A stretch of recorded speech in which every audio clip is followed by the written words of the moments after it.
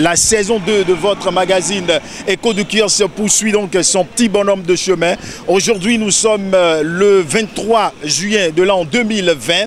Nous sommes également au rendez-vous de votre programme intitulé Écho du Kiosque. Et comme vous le savez, Écho du Kiosque, c'est l'actualité, le condensé de l'actualité nationale et internationale à l'état brut, avec le commentaire et les avis donc des lecteurs du kiosque que nous allons retrouver dans une poignée de secondes. Tout de suite et sans plus tarder, comme je le disais, retrouvons alors le tout premier lecteur. Alors, bonjour monsieur. Bonjour monsieur le journaliste. Comment allez-vous?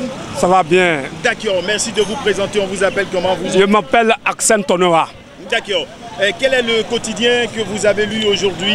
Matin libre. Matin libre. Est-ce que vous pouvez faire voir un peu notre...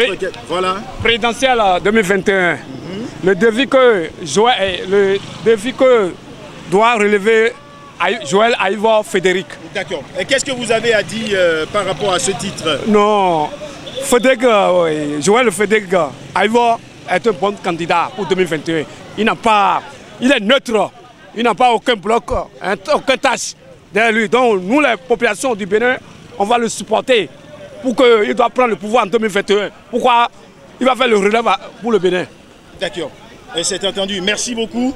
Derrière un lecteur se cache un autre lecteur. Nous allons retrouver le deuxième lecteur très rapidement. Oui, bonjour monsieur. Oui, bonjour. Comment allez-vous? Je vais très bien. D'accord, merci de vous présenter. On vous appelle comment? Je réponds au nom de Sosten Amozou. Alors, quel est le journal que vous avez lu aujourd'hui?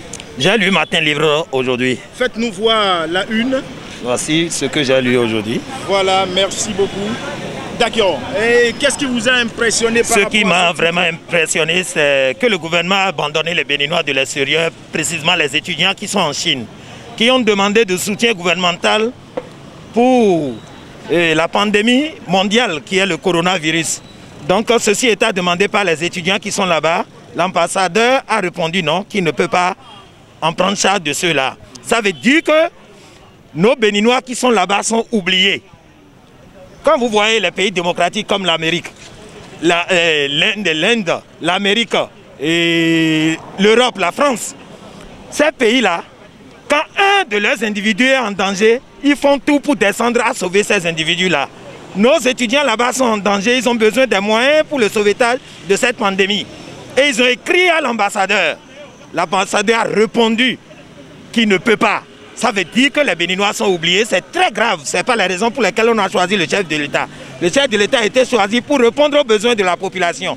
Il a la capacité, il a l'intelligence, il a tous les bagages de développement à prendre soin des Béninois. Je voudrais que ce que l'ambassadeur a écrit, qu'il le recorrige vite, car c'est nos citoyens béninois qui sont à l'extérieur et on doit s'occuper d'eux comme on s'occupe de nous. Les Béninois ont cotisé de l'argent pour la lutte contre le coronavirus. L'extérieur nous a donné des soutiens. Mais pourquoi oublier les Béninois qui sont en Chine? Or, c'est la Chine qui a été la base du coronavirus. Et nous avons des Béninois là-bas. Le gouvernement doit prendre soin de ces Béninois-là immédiatement et s'occuper d'eux. Je vous remercie. D'accord, merci beaucoup à vous. Juste à côté de vous, juste derrière vous, comme je le disais, nous allons retrouver un autre lecteur du kiosque. Bonjour monsieur. Bonjour monsieur le journaliste. Merci de vous présenter, vous regarder dans le viseur. Appelez-moi Dolly Roméo. D'accord. Quel est le quotidien du jour que vous avez lu aujourd'hui? Fraternité. Fraternité. Est-ce que vous pouvez nous faire voir la une?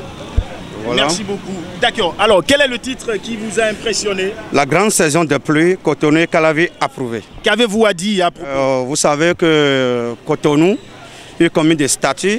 Et la commune d'Agbomey-Calavi, qui est une cité de dortoir, entend le ministre de la carte de vie, Tonato, nous disait qu'il n'aura plus à partir de 2021. Il veut savoir est-ce que ces plans existent toujours, parce que si vous rentrez à Cotonou aujourd'hui, à Calavi, il y a des inondations partout. Alors que le ministre de l'environnement de la carte de vie nous dit qu'à partir de 2021, il n'aura plus d'inondation. Donc, moi, je vois que jusqu'en Europe, il y a toujours des inondations partout. Si vous prenez le cas de Togba et Ouedo, il y a un grand pont là-bas. Les véhicules sont noyés là. Les gens ont quitté dans leur maison parce que l'eau est remplie dans leur maison. Je voudrais lancer un appel. Nouveau maire de Calavi, Angelo, Onsou, immédiatement trouver une solution ou pas envoyer les sapeurs-pompiers pour enlever cette eau qui barre cette voie. Sinon la population souffre. Il faudrait qu'on envoie les sapeurs-pompiers pour dégager cette eau-là. Grâce à l'asphaltage, je peux dire Agla est un peu sauvé, mais la plupart, quand vous rentrez dans Agla, au moins l'asphaltage a passé un peu par là, qui a sauvé un peu Agla. Alors que quand vous rentrez dans cette cité, il y a toujours de l'eau. Donc, il faudrait que, je ne sais pas quel mois ou bien quelle année ils ont donné aux Chinois pour pouvoir aménager cet asphaltage, parce que nous sommes au temps de la pluie. Il faudrait qu'on va donner la pression aux Chinois pour pouvoir travailler 24 heures, pour pouvoir libérer les voies pour nous, pour qu'on se pille librement.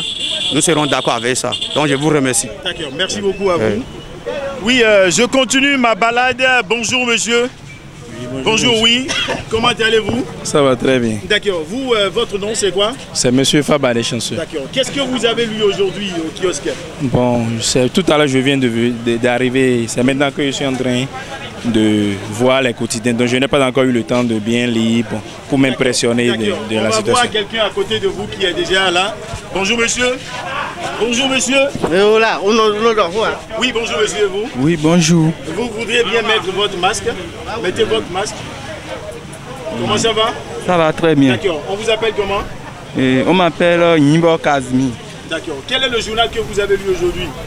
Le journal que je viens de lire aujourd'hui, c'est ce journal-là. L'audace action, éducation, voilà. Oui.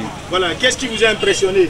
Oui, ce qui m'a impressionné, regardez là-bas, oui. Ce qui m'a impressionné est que je dirais aux parents de prendre toutes les dispositions pour que les enfants, les écoliers puissent passer bien les examens blancs.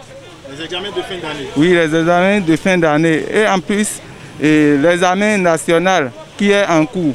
Et aussi de respecter aussi les mesures barrières contre la maladie de coronavirus qui est en train de sévir le monde entier. Merci. D'accord, merci. Mesdames et messieurs, c'est donc sur cette intervention que nous allons rester pour mettre un terme à cet autre numéro de votre magazine intitulé Écho du kiosque. Merci à vous qui l'avez suivi. Vous qui n'avez pas eu la chance de le suivre, prenez le rendez-vous pour le vendredi prochain. Merci beaucoup. Bye.